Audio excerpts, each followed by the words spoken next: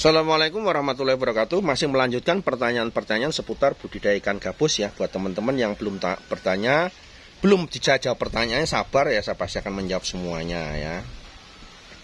Pertanyaan yang pertama dari Bapak Budi, ini yang ada di Bekasi ya. Salam sukses Pak Suwandi ya.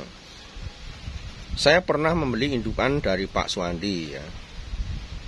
Dari 3 pasang indukan ini sudah bertelur kurang lebih 4 kali sejak saya beli.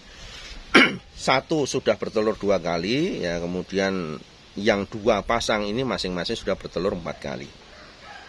Nah, yang saya ingin tanyakan dari Pak Suwandi adalah untuk induk ini apakah dalam proses penyendirian, dalam proses karantina setelah bertelur, apakah antara jantan betina harus dipisahkan?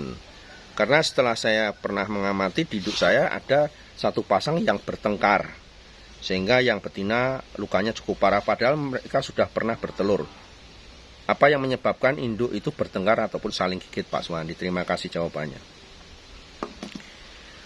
Jadi kalau untuk induk ikan gabus yang sudah jodoh, jadi stres induk ikan gabus itu bisa berawal dari sejak pengiriman ya. Walaupun induk itu sudah jodoh ya, makanya buat teman-teman yang untuk siklus kemitraan di sini, saya kan juga menggaransikan kalau induk itu sampai tidak bertelur kan saya ganti kembali. Karena apa? Saya menyadari betul dalam proses perjalanan ini kadang terjadi resiko. Resikonya apa? Saat di jalan kocak-kocak induk itu stres. Stres apa? Jantan betina bisa saling gigit ataupun saling serang. Itu dalam proses perjalanan saja. Nah, dalam proses pemeliharaan pun bisa saat induk itu sudah bertelur beberapa kali. Kemudian stres itu bisa terjadi karena proses pengambilan larva yang tidak hati-hati. Makanya saya sering nyarankan, ambillah telurnya, jangan sampai diambil yang sudah menetas. Seperti contoh ayam saja. Ayam itu kalau diambil telurnya saat dia mengerami itu tidak begitu marah induknya. Tapi begitu sudah menetas menjadi anak-anak ayam, coba kita ambil satu, pasti kita akan diserang langsung oleh induknya. Seperti halnya gabus, jikalau itu sudah bertelur, induk sudah bertelur, diambil telurnya saja, kemudian dipindahkan. Nah, proses pengambilan telur itu pun langsung sekali serok kena semua. Itu akan lebih aman di malam hari. Jangan tunggu induk gabus itu menetas, itu akan resikonya lebih fatal sekali. Jikalau pada saat proses pengambilan kita nggak hati-hati, larvanya nggak kena semua, masih banyak harus ngambilin berkali-kali di kolam, bisa membuat induk itu marah ya, kemudian bisa terjadi pertengkaran ya antara jantan dan betina, bahkan saling bunuh pun bisa terjadi. Ya, kemudian stres berikutnya adalah terganggunya induk di saat proses pemijahan. Ya, ganggu ya, ada yang ngubek-ngubek, ada yang ngambil apa di kolam. Nah, itu bisa menjadi induk tidak akan bertelur atau bahkan di situ saling gigit ataupun saling serang. Kemudian di situ kurangnya media telur saat induk itu mau bertelur. Misalkan ya, induk itu sudah waktunya dia bertelur.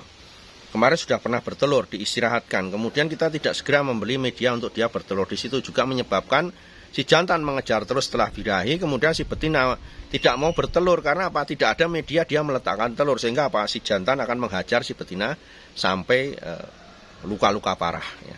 Itu bisa saja terjadi Pak. Jadi induk gabus itu bukan berarti kalau sudah pernah bertelur itu akan selalu aman, belum tentu juga.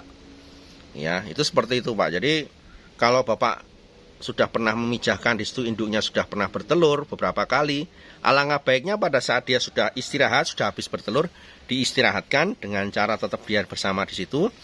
Ya, tetapi di situ ngambilnya tadi semua tanaman air apapun yang ada diambil di situ dengan hati-hati, jangan sampai terganggu ya. Baik Pak, pertanyaan berikutnya dari Bapak siapa yang nggak ada namanya nih? Ya, lanjutnya nggak ada nama ini. Saya mau tanya Pak ya, untuk proses kemitraan budidaya ikan gabus, apakah kalau saya misalkan ngambil 2 pasang dulu, kemudian 1 bulan lagi saya ngambil 8 pasang, apakah sudah bisa masuk dalam kategori kemitraan? Terima kasih Pak jawabannya. Jadi kalau untuk kemitraan itu memang dari sini Kita memang satu paketnya 10 pasang. 10 pasang itu nilainya 10 juta. Jadi di situ memang tujuan kita apa? Agar kemitraan itu bisa membawa dampak positif buat yang bermitra. Dengan adanya 10 pasang itu, kalau misalkan bertelur 50%, itu sudah kurang lebih sekitar 20 sampai 30 ribu ekor. Ya, kalau misalkan sekali menetas jumlah segitu kan sudah bisa mendapatkan penghasilan antara 10 sampai 15 juta di awal budidaya. Dalam arti itu kita bicara yang paling pahit saja itu sudah bisa mengembalikan modal. Ya, dan di situ awal-awal yang baik kan masih ada induk yang belum bertelur dan akan menyusul berikutnya. Ya, dan di situ yang sudah bertelur pun akan istirahat sebulan, kemudian bulan depan lagi sudah bisa bertelur. Sehingga timbul rangsangan untuk teman-teman para pembudidaya kemitraan ini agar apa? Agar bisa mendapatkan penghasilan yang baik lah ya. Untuk di awal-awal dengan penghasilan 1 bulan misalnya 10 juta sampai 15 juta di awal budidaya kan cukup membuat semangat ya. Padahal di situ bisa melebihi dari itu sebetulnya. Ya misalkan bertelur sampai 50 ribu kan sudah 50 ribu atau bahkan sampai 100 ribu kan hasilnya beda dengan yang hanya 1000 ataupun 5000. Ya, di situ Pak. Jadi kemitraan memang harus 10 pasang. Kemudian pertanyaan berikutnya Pak Suwandi, untuk program kemitraan ya, yang disampaikan kepada masyarakat, ada batasan-batasan Pak untuk ikut dalam kemitraan. Mengingat saya berada di Bandung, Jawa Barat. Cukup jauh di tempat saya untuk menjangkau tempat Bapak. Butuh waktu kurang lebih sekitar 8 sampai 10 jam perjalanan. Untuk proses kemitraan ini seperti apa Pak? Karena dengan jarak yang cukup jauh seperti itu. Terima kasih Pak. Kalau untuk kemitraan, oh ya Bapak tadi nggak ada namanya ya. Jadi untuk kemitraan itu kalau yang jauh-jauh misalnya 8 jam 10 jam perjalanan, ya untuk saat ini memang bisa saja nggak ada masalah. Toh untuk pengiriman benih itu menggunakan jasa kereta api sangat mudah sekali. Berangkat malam pagi udah nyampe sini. Jadi kalau bicara masalah jarak itu sebenarnya bisa saja disiasati. Justru malah kalau saya sarankan untuk misalkan kemitraan tertarik dengan program kemitraan itu untuk jarak ya perjalanan 8 sampai 10 jam nanti bisa menggunakan jasa kereta api untuk pengiriman bibitnya yang mau dikirim ke sini. Jadi kalau untuk masalah resiko juga saya katakan tidak ada begitu masalah untuk masalah resiko kemitraan dari benih yang mau dikirim ke sini.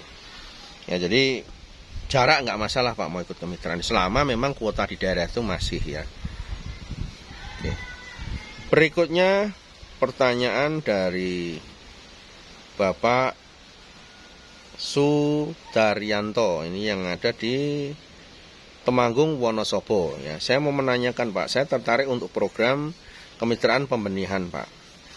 Karena memang saya bukan pembudidaya perikanan, saya khawatir ada rasa ragu juga dalam hati saya dalam hal budidaya ini. Kalau nanti tidak berhasil dalam proses kemitraan. Nah, resiko apa Pak yang terjadi, sepahit apapun resiko yang bisa terjadi dan mungkin terjadi dalam sektor pembenihan ini. Karena mengingat modal 10 juta ini juga hasil dari saya menabung. Dengan tujuan saya suatu saat tidak ikut kerja orang lain lagi dan ingin menjadi pengusaha ya, di mana saya justru tertarik di sektor budidaya ikan gabus ini. Terima kasih atas jawabannya Pak. Kalau kita bicara masalah resiko Pak ya. Apa tuh resiko dari orang yang bergabung di kemitraan itu Pak? Resikonya ya dari sektor modal mungkin nggak resiko. Karena begini, induk yang Bapak beli itu kan saya garansi. Kalau Bapak beli apapun di luaran nggak akan ada garansi, apalagi hewan bernyawa Pak. Ya Bapak beli ayam bawa pulang 1 bulan mati ya sudah, itu Bapak tidak tanggung jawab. Bapak beli burung pun demikian. Tidak ada yang menggaransi. Bapak beli kambing, sapi atau hewan apapun tidak ada yang garansi Pak. Karena berkaitan dengan nyawa. Nah, saya ini dalam proses kemitraan ini pernah saya katakan, marilah kita berbisnis dengan hati lah ya. Bahwa kalau Bapak beli induk ke tempat saya kemudian tahu-tahu mati, itu kalau saya sendiri mengalami seperti itu, saya juga akan merasa kecewa lah. Saya pasti akan merasa, wah kok mati ya, saya rugi nih. Nah, di sini saya ingin katakan, ya kita mari berbisnis dengan hati tadi. Kalau Bapak beli induk di tempat saya 10 juta, kalau di dalam kolam dalam waktu garansi 1 bulan, 1 minggu tahu otomatis saya tukar dengan yang baru. 2 minggu tahu-tahu di kolam kok mati, saya ganti dengan yang baru. 1 bulan maksimal itu ada yang mati, saya ganti dengan yang baru. Itu yang saya katakan tadi, saya memang tidak merasa nyaman juga saat saya melakukan budidaya, kemudian apa yang saya baru mulai kemudian tahu-tahu mati. Dan itu saya juga tidak menjamin yang namanya nyawa bisa hidup terus, kan belum tentu juga. Tapi yang jelas saya punya niat baik bahwa pada saat pemirsa atau teman-teman budidaya kemudian tahu-tahu terjadi resiko kematian, saya ganti dengan batasan 1 bulan. Selama itu di kolam, saya ganti. Berarti apa? Poin resiko dari kehilangan modal kan nggak akan, Pak. Ya kan? Misalnya Bapak modal 10 juta nih. Tahu-tahu Bapak berpikir, wah modalku nanti habis karena induknya mati. Enggak. Induk tetap akan ada di situ. Ya. Nah. Kemudian dari situ garansi ya. Garansi dalam hal misalkan bertelur ya, telur di situ. Ya, kalau misalkan di situ induk sudah bertelur ya, kemudian sudah mapan di situ ya, tentunya ya sudah nggak ada masalah lagi dalam hal garansi, karena garansi ini kita berlakukan hanya untuk yang nyawa-nyawa saja, yang pada saat dia mati kemudian kita mengganti di situ. Kemudian dari sektor budidaya yang lain, dari Bapak dari modal tadi sudah aman. Resiko yang lain adalah kalau memang dari Bapak selaku pembudidaya tidak merawat dengan baik, induk pasti tidak akan bertelur atau mungkin telurnya sangat sedikit. Resiko yang terjadi kan cuma itu, Pak. Kemudian resiko kematian benih kalau memang benihnya tidak dirawat dengan baik. Jadi resiko kehilangan modal itu kecil sekali karena dari resiko kematian yang terbesar tadi sudah kita bisa atasi, kita bisa berikan solusi. Jadi di sini potensi untuk menjalankan bisnis dengan kerugian yang tinggi itu sangat kecil sekali. Jadi kalau misalnya ikan di tempat Bapak kok tahu-tahu mati, santai saja, Pak. Saya tuker, Pak. Selama itu dilaporkan video, Pak ini ikannya mati di kolam tiba-tiba gitu kan. Tanpa sebab lah itu kita berikan garansi. Tapi kemudian tiba-tiba di kolam kok ikannya lompat keluar, jalan-jalan di pekarangan, kemudian badannya banyak luka, kemudian masukkan kolam mati, ya itu kita tidak akan pernah menggaransi seperti itu. Kan kelihatan, Pak. Tanda-tanda ikan matinya kenapa kan tahu, Pak. Ya, baik pemirsa, ya mungkin sharing-sharing untuk saat ini itu yang bisa saya sampaikan, karena ini kita harus keliling lagi ke peternak ya. Kita harus yang dekat-dekat sini saja ya, karena memang ada sudah janjian di kiri kanan sini untuk masalah budidaya, ada yang mau panen, kemudian ada juga mau kemitraan lagi ya. Oke pemirsa, sampai jumpa lagi di sesi berikutnya masih bersama channel Dunia Ikan Gabus. Bagi teman-teman yang mau tanya-tanya, bagi teman-teman yang mau share, bagi teman-teman yang mau tanya lebih jauh tentang masalah budidaya perikanan, sebisa mungkin saya akan jawab ya. Dan ada tadi pertanyaan yang sempat saya baca juga, ada yang minta dibuatkan video cara pemijahan ikan gabus toman ya. Untuk ikan gabus toman ditunggu saja ya, nanti pada episode 10 episode ke depan ya, nanti kita akan mulai masuk di sesi bagaimana pemijahan ikan gabus toman dan juga prospek-prospeknya. Karena selama ini saya juga menampung ikan gabus toman untuk hasil konsumsinya, entah dengan hasil pembesaran makan daging ataupun dengan makan ikan yang lain. Oke, pemirsa, sampai di sini dulu dengan saya Suwandi. Kita jumpa lagi di episode berikutnya. Assalamualaikum warahmatullahi wabarakatuh.